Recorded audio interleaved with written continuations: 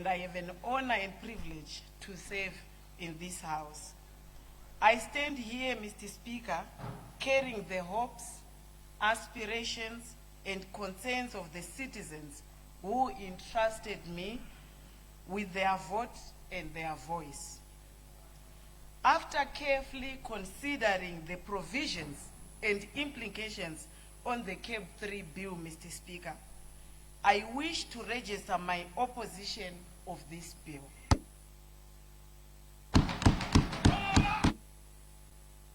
Speaker is guided by the interests of the people I represent and by my commitment to promote legislation and advances democracy, protect citizens' rights, and serves the public. Mr. Speaker, I therefore rise to reject the CAB 3 bill, and I will proceed to House several reasons why I believe this bill is not the best interest of the people of Chikanga and the nation at large. Mr. Speaker, when I travel across my constituency, I do not hear people asking for the constitutional amendments. I do not hear mothers, Mr. Speaker, asking for CAB 3. I do not hear unemployed youth demanding CAB 3.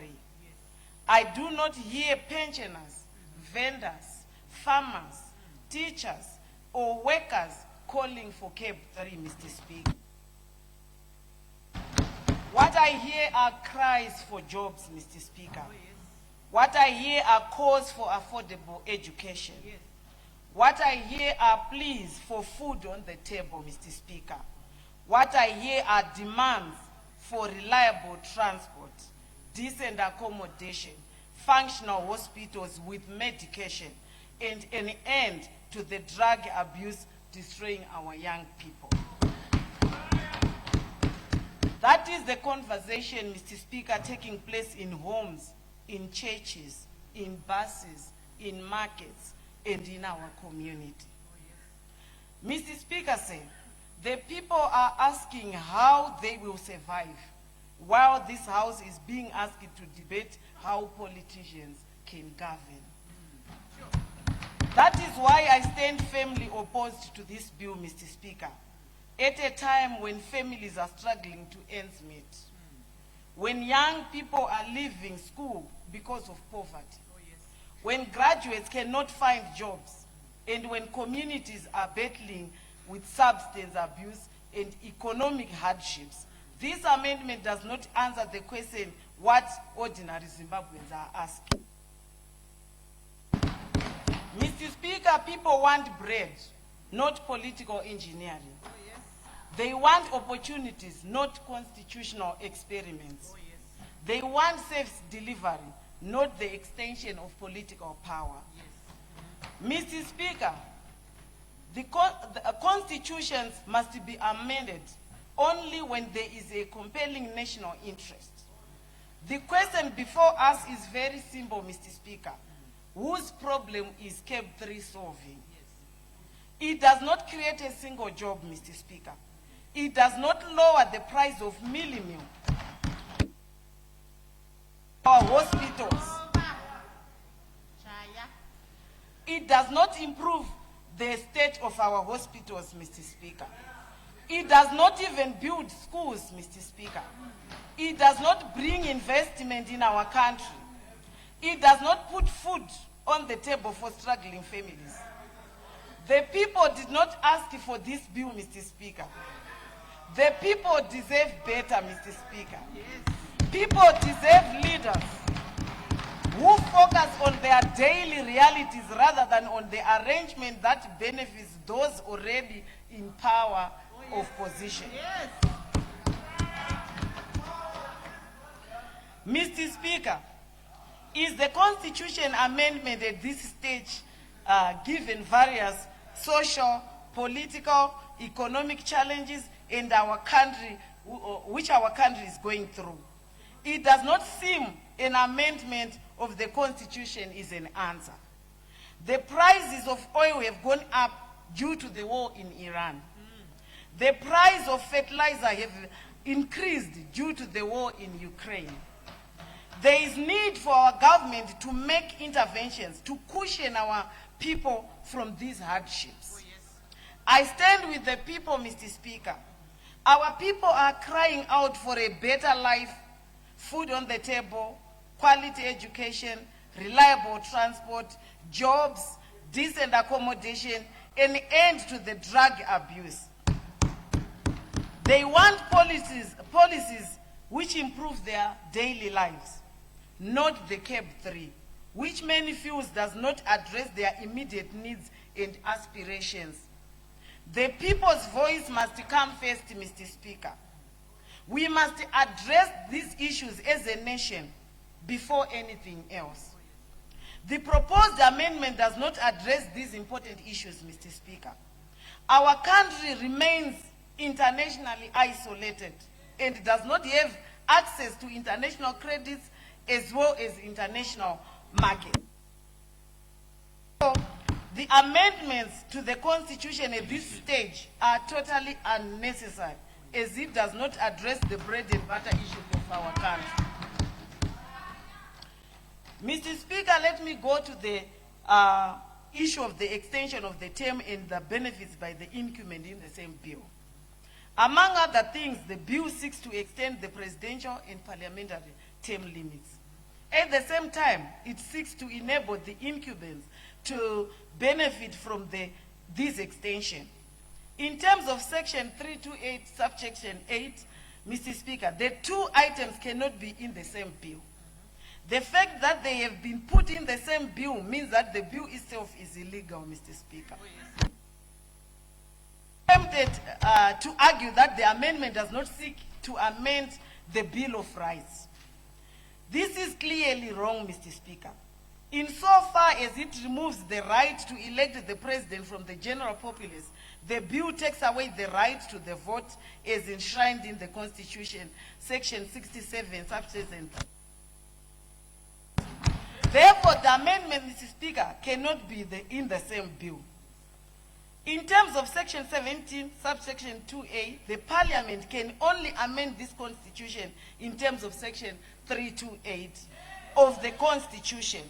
Insofar as these amendments seem to suggest that the amendments will end with Parliament before being sent to the Presidential Assent without need to go to the referendum, then it falls foul for the provisions of Section 328, Mr. Speaker. This amendment removes the right of the people of Zimbabwe to vote for their president, Mr. Speaker. Therefore, it affects the Bill of Rights and it has to be subjected to the referendum. Mr. Speaker, there is also a conflict of interest, Mr. Speaker, on the part of Parliament and the President. Parliament stands to materially benefit from this amendment, Mr. Speaker. So will the President. To make these two institutions the alpha and omega of this bill is to bring a serious conflict of interest, Mr. Speaker. To avoid conflict of interest, this bill must be subjected to a referendum.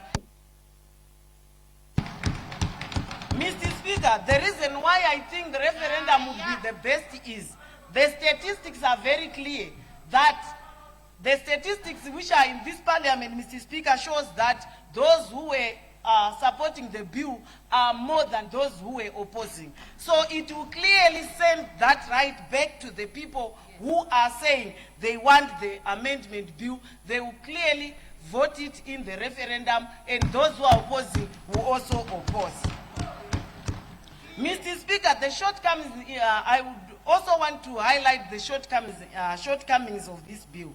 Returning the voter registration function to the Registrar General's office in terms of the bill, voter registration is also going to be done by the registrar, who is directly appointed by the President, Mr. Speaker. This was one of the key issues, Mr. Speaker, in the constitution-making process that ended in 2013 and was roundly rejected by the people. Yes. For us to achieve truly free and fair election, voter registration must be done by an independent institution. Close Clause 2 inserted new section 43A to give back the responsibility of the registrating voters to the Registrar General in the majority, in most countries, Mr. Speaker, and in the world, Mr. Speaker. This process will also be highlighted in most of the countries that they use independent boards, Mr. Speaker. Yes. Mr. Speaker, these elections are normally handled by the independent bodies, and the Office of the Registrar General in Zimbabwe is an arm of government, Mr. Speaker, and is not an independent institution. Yes. The registrar reports to the politician, Mr. Speaker, who is the Minister of Home Affairs and is also a beneficiary of the electoral process and hence an interested party. It is therefore, Mr. Speaker, inappropriate to transfer voter registration from an independent institution to a non-independent institution. I want to go around to the SADC countries, Mr. Speaker. I would go for Botswana. Botswana is an independent electoral commission. South Africa is the Electoral Commission of South Africa. Yes. Zimbabwe is the National Elections, Mozambique is the National Elections Commission. Malawi is the Malawi Electoral Commission. Namibia is the Namibian Electoral Commission of Namibia. There is the National Electoral Commission in Angola, Mr. Speaker. The Democratic Republic of Congo is the Independent Electoral Committee. In Mauritius, Mr. Speaker, is the Office of the Electoral Commissioner. Zambia is the Electoral Commission of Zambia, while Tanzania is an independent National Electoral Commission. It has the role of supervising and coordinating the registration of voters in the presidential and parliamentary election, Mr. Speaker. Yes. Zimbabwe must go along with the majority in SADC region and the world at large, Mr. Speaker. Yes. Mr. Speaker, the election of the president by parliament and not by the people, Mr. Speaker. This is a fundamental change of the political system. However, it falls foul of the other provisions of the constitutions. In terms of Section 3, subsection 2b, Mr. Speaker, the principles of the good governance binding the state include an electoral system based on universal adult suffrage. This means the right of all illegal adults to vote. The amendment removes the right, Mr. Speaker. Further, in terms of Section 3, subsection 2f, there must be the respect of the people of Zimbabwe from the authority to govern is derived. This means the president's authority to govern must come directly from the people and not from parliament, Mr. Speaker. Mr. Speaker, one of the ideals of the liberation struggle was one man, one vote, Mr. Speaker. This is now being violated by this bill, Mr. Speaker. Madam Speaker, Mr. Speaker. Mr. Speaker. Honorable. Point of order, Mr. Speaker. Honorable. Mr. Speaker, the honorable order. Mr. Speaker, the honorable member must not mislead the House that in 1980 we didn't vote for the Prime Minister. So if we were fighting for one man, one vote before independence, we should have used that because we had won the war. Why didn't we use it?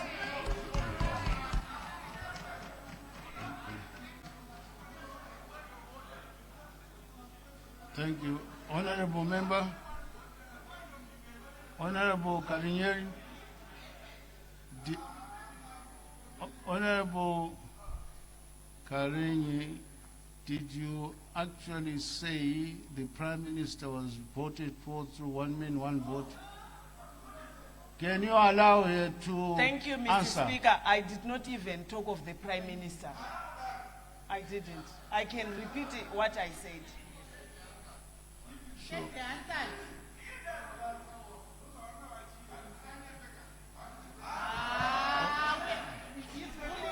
Honorable Chief Whip, can you please clarify your point of order? Mr. Speaker, the honorable member said, when we fought for one man, one vote.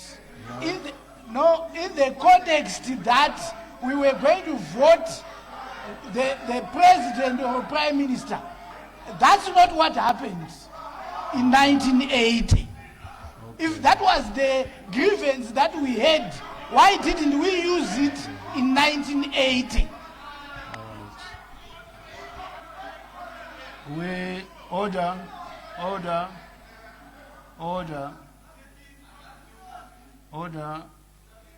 If the honorable member was insinuating that the one man, one vote implied to the election of the prime minister, then order, I haven't finished. Standing order says when the chair is speaking, you must be silent. If that was intimated, then it should be withdrawn. If it wasn't intimated, you may proceed.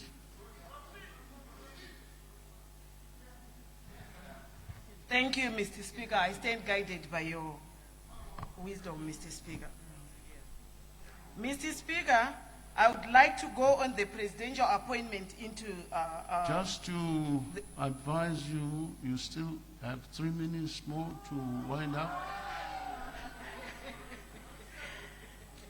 But it's 7, Mr. Speaker, not 3. Thank you, Mr. Speaker. Thank you, Mr. Speaker.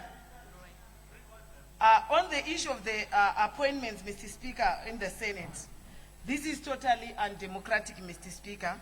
It was rejected by Zimbabweans during the constitution-making process.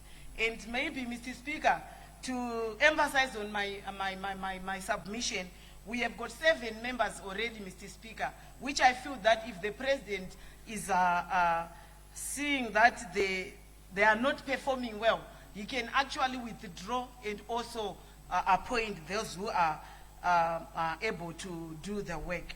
Mr. Speaker, let me rush to the issue of the traditional leaders, Mr. Speaker. I strongly feel that the traditional leaders must remain apolitical because, Mr. Speaker, these are our traditional leaders who are also who act as judges in disputes among our people, Mr. Speaker. To them to join politics, Mr. Speaker, it will also affect the day-to-day running of their issues, of their business in the rural areas, Mr. Speaker. The current provisions prohibiting traditional leaders to join political parties is correct, Mr. Speaker. Our traditional leaders should be partisan, and I strongly feel that they must not involve themselves in politics. Mr. Speaker, in conclusion, there is a saying that if it is not broken, don't fix it, Mr. Speaker. Yes. Our constitution is not a problem, Mr. Speaker. Yes. The problem is violence, intimidation, corruption, inequality, and unequal access to the national. Our problem is the international isolation of our country that is affecting the poor, Mr. Speaker. This amendment takes away the power of the people to elect the highest office of their land, Mr. Speaker.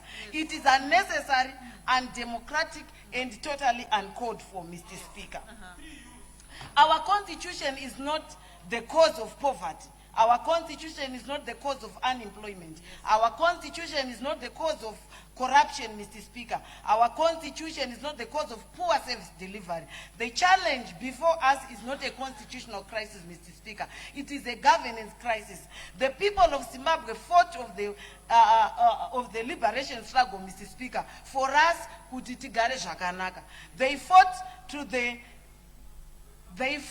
for the right to choose their leaders. They fought for a democratic nation where the power comes from the people and remain accountable to the people. Any amendment that weakens that principle cannot be taken lightly. History We will not ask whether we protected the politicians. History will ask whether we protected the rights of the people, Mr. Speaker. Today, I choose to stand with the people. I choose to stand with the unemployment, the youth, which do not have jobs. I choose to stand with the mothers struggling to feed their family. I choose to stand with farmers and workers and vendors and pensioners and citizens who deserve to be heard. To those reasons, Madam, Mr. Speaker, I reject this bill and urge this House to put the people first. The voice of the people must remain the voice of our democracy. So I submit. Thank you.